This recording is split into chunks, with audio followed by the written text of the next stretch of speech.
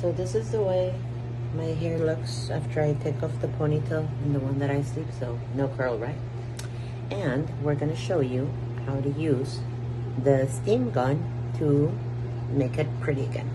So I use a steamer that is usually for clothing, and that's what we're gonna use.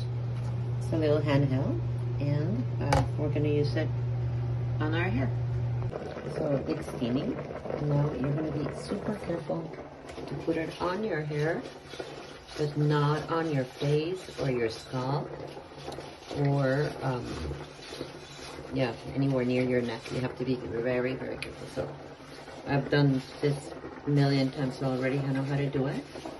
So you just kind of go side to side, and just you can flip your head and do it too.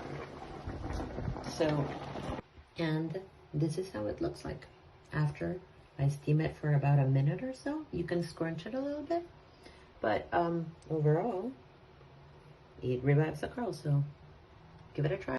This is the after from up close. So volume, yeah, you can put some product in there if you want, just to keep them like that, but it really, really works.